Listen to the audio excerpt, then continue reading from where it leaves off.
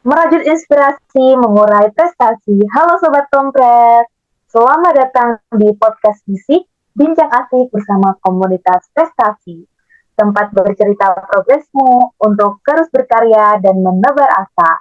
Bersama aku Firdi sebagai moderator, dan di sini aku sudah bersama dengan narasumber yang luar biasa keren, di mana sebelumnya sempat aku staff IG-nya sedikit. Nah, sumber kita ini memiliki pengalaman di bidang content writer, terus juga jadi duta, dan juga jadi data scientist. Dan siapa sih narasumber kita pada malam hari ini? Yaitu ada Kak Zuria Hilma dari Statistika Angkatan 2021. Dan di sini kami bakal ngebahas tentang toxic productivity. Nah, sebelum itu mungkin kita bisa nyapa dulu nih narasumber kita. Halo Kak Hilma. Halo, halo semuanya. Halo Sobat Kompres dan tentunya halo Firdi. Gimana nih Kak kabarnya? Baik? Alhamdulillah baik dengan mungkin kesibukan dari perkuliahan, organisasi di Kompres ya tentunya. Tapi aku excited banget tentunya akan bertemu dengan teman-teman Kompres di Bisik kali ini. Nah, buat Firdi gimana kabarnya? Eh, Alhamdulillah dari aku baik juga meskipun banyak tugas dan lain-lain, terus juga ada organisasi. Ya sedikit capek tapi nggak apa-apa, masih aman lah Kak. Oke, aman-aman. Nah tadi aku udah nge-spill kan, kita bakal ngebahas tentang toxic productivity. Nah dari Kak Hilma sendiri tadi kan aku udah kepoin IG-nya sama staff IG-nya Kak Hilma loh, karena pengalamannya ternyata banyak banget dan kayaknya Aduh, aku melihatnya tuh produktif banget gitu ya Kak. Nah kira-kira Kak ya Hilma juga nih, sih. uh, oh iya, tapi keren banget loh Kak, sumpah kayak pengalaman itu nggak hanya di satu bidang aja, tapi ada yang jadi duta, terus content writer. Nah sebenarnya berbicara tentang toxic productivity, mengingat Kak Hilma juga aktif banget nih, sebenarnya apa sih Kak yang dimaksud dengan toxic productivity? Oke, mungkin menurut aku ya, jadi toxic productivity ini mungkin kita ulik satu-satu. Dari toxic productivity ini kan terbagi dari dua kata ya. Yang pertama ada toxic, dan yang kedua ada productivity. Nah, toxic sendiri mungkin kita semua juga udah tahu bahwa toxic ini artinya adalah beracun, sesuatu yang berbahaya bagi diri kita, atau mungkin buat lingkungan sendiri itu juga berbahaya. Nah, untuk productivity ini artinya adalah produktivitas. Jadi produktivitas ini artinya adalah suatu kegiatan untuk mengatur dan memanfaatkan sumber daya yang dimiliki untuk mencapai hasil yang optimal. Jadi produktivitas ini umumnya seperti kayak kita ikut organisasi, kepanitiaan, lomba, seperti itu. Kayak kita tuh mengeksplor diri kita agar potensi yang kita miliki ini bisa mendapatkan hasil yang optimal. Nah, berarti dari kedua arti yang kita tadi udah sama-sama tahu, jadi toxic productivity ini adalah suatu keinginan yang tidak sehat untuk terus menjadi produktif setiap saat dengan cara apapun. Jadi umumnya orang-orang yang toxic productivity ini akan terus-menerus menginginkan dirinya ini produktif kayak gitu, dan akan merasa bersalah ketika dia istirahat atau berhenti dari produktivitasnya. Dan umumnya orang-orang seperti ini tuh kayak gak punya waktu gitu loh buat istirahat atau me time atau bersama dengan keluarganya, karena dia merasa ingin terus-menerus untuk produktif seperti itu. Waduh, ternyata kompleks banget ya ternyata definisi dari toxic productivity sendiri. Dan tadi Oh. juga toxic ya, berarti beracun. Dan sebenarnya aku kepo sih, apa sih yang menyebabkan seseorang itu bisa terkena toxic productivity? Mungkin bisa dijelasin Kak? Untuk toxic productivity ini sebenarnya penyebabnya ada banyak hal ya. Tapi di sini mungkin aku jelasin dari dua sisi aja. Untuk penyebabnya ini dari diri sendiri yang pertama, dan yang kedua adalah dari lingkungan.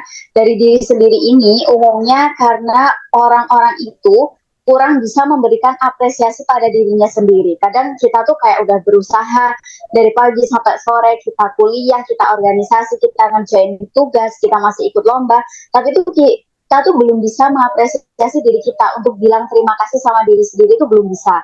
Kita sering merasa kurang dengan apa yang sudah kita lakukan, sehingga kita kayak nanti deh istirahatnya aku mau ngerjain ini deh, aku mau memperbaiki ini deh.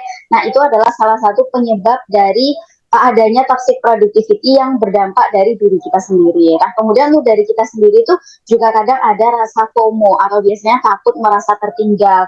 Misalkan kita kayak lihat di sosial media, lihat teman-teman kita yang udah kayak menang lomba sini, menang lomba sana, ikut organisasi ini, organisasi sana, sehingga mempengaruhi pada kepercayaan diri kita gitu loh. Kok kita merasa tertinggal ya, kok kita nggak sama kayak dia ya, kok kita beda ya sama dia. Nah itu yang memicu diri kita ini kayak ingin terus produktif, ingin terus mengepush diri kita agar terus bisa berkarya seperti itu, sampai mengesampingkan seperti efek samping terhadap fisik maupun juga mental kita. Nah kemudian untuk penyebab yang kedua itu dari lingkungan. Biasanya lingkungan ini juga dipengaruhi oleh lingkungan yang toksik. Bisa jadi teman-teman kita di sekitar kita itu juga merupakan orang yang mengidap toxic productivity. Biasanya umumnya mereka tuh kayak terus-terusan belajar, terus-terusan aktif sana sini, sehingga itu juga berpengaruh pada diri kita sendiri. Melihat teman-teman kita yang kemudian kita pun juga ikut terpengaruh ketika kita istirahat. Mungkin orang di sekitar kita nih kayak komen, kok kamu istirahat terus sih, kok kamu nggak ikut ini sih, kok kamu nggak pernah produktif sih, kayak gitu. Nah dari lingkungan itu yang membuat diri kita mungkin juga akan menjadi orang yang mengidap toxic productivity, kayak gitu. Oke, jadi ada dua ya tadi untuk penyebab seorang terkena toxic productivity. Dan salah satunya aku notice yang di lingkungan nih Kak, kan tadi kayak banyak mungkin teman kita bilang kalau kenapa kok kita nggak produktif dan lain-lain. Dan sebenarnya gimana sih cara kita mengidentifikasi apakah teman-teman kita atau lingkungan kita mungkin udah terjebak di dalam toxic productivity. Soalnya takutnya kalau kita nggak mengidentifikasi kan ya udah gitu loh, kayak normal-normal aja padahal itu udah masuk ke kategori toxic gitu. Itu gimana Kak kira-kira? Betul sekali. Kadang emang sebenarnya produktif sama toxic productivity ini nggak jauh beda ya. Karena memang di situ ada sama-sama kata produktifnya, tapi bedanya ini dengan toxic. Karena di dalam arti toxic ini memang berlebihan. Seperti yang kita tahu, seperti biasanya bahwa apapun kegiatan yang berlebihan ini nggak baik, termasuk dalam hal produktivitas ini. Jadi sebenarnya orang yang sudah terkena toxic productivity ini ada ciri-cirinya. Jadi ciri-ciri yang mungkin bisa kita highlight bersama-sama. Yang pertama itu adalah terobsesi dengan produktif. Jadi dia tuh kayak obses banget gitu loh sama produktif. Maunya kayak ini, mau ikut ini, ada kegiatan A, dia harus ikut A, dia ikut kegiatan B, harus ikut B. Ketika ada lomba A, dia tuh pengen ikut kayak gitu. Jadi salah satu ciri yang paling utama adalah dia terobsesi banget. Mungkin itu bisa lewat lisannya dia secara diomongkan secara visual, diomongkan aku kok pengen dia ikut ini, aku pengen dia ikut ini kayak gitu, atau bisa dilaksanakan secara tindakan secara langsung, dia ikut sana ikut sini secara langsung tindakan tanpa mengucapkan pada orang lain.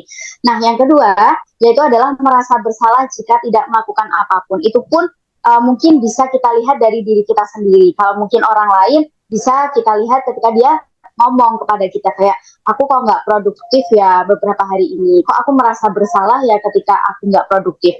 Nah kalau misalkan kita menilai dari diri kita sendiri apakah kita bisa seperti itu, nah itu bisa kita berkaca pada diri kita ketika mungkin dari pagi sampai sore nih kita udah kuliah, kita udah ngerjain tugas, kita udah ngerjain AI apa-apa aja kayak gitu, terus tiba-tiba sore nih padahal udah waktunya capek kita istirahat, tapi di sela-sela kita istirahat tuh kita merasa bersalah kayak kok aku rebahan aja ya, kok aku tidur-tiduran, kok aku scroll sosmed aja, kok aku nggak produktif.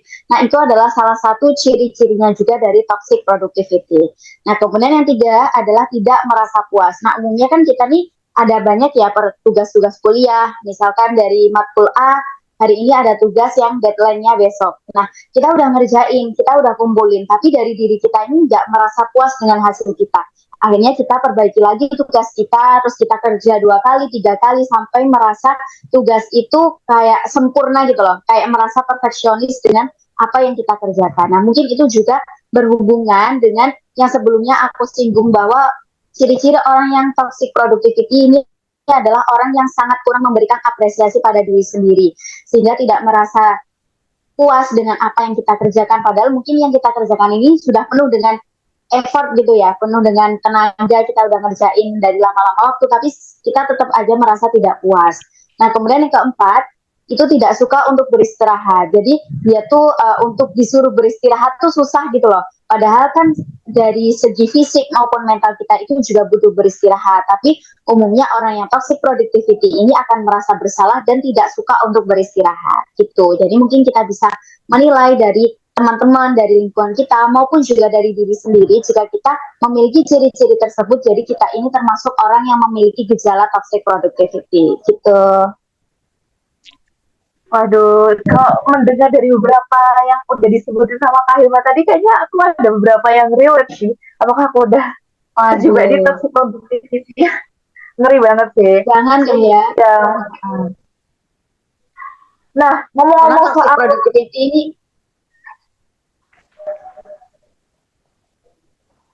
ya mungkin bisa karena emang diterusin. toxic productivity ini uh, juga dampaknya itu juga secara fisik maupun mental. Meskipun memang baik dalam hal perkembangan, tapi dampaknya ini akan merusak mental maupun juga fisik kita gitu loh. Kalau kita akan terus-menerus nge-push diri kita, jika sudah ada ciri-ciri seperti itu, lebih baik kita memperbaiki diri kita agar bisa tidak terlalu toksik dalam produktivitas seperti itu. Oke, jadi mungkin kalau masih ada beberapa ciri-cirinya bisa dicegah dulu ya Kak. Nah, tapi apa sih yang harus dilakukan ketika kita udah terjebak di dalam toxic productivity nih? Oke, untuk caranya sih sebenarnya harus mulai dari diri sendiri ya. Dan cara yang pertama yang harus kita tekankan pada diri kita yaitu sadar kalau kita itu bukan Ultraman, ya enggak?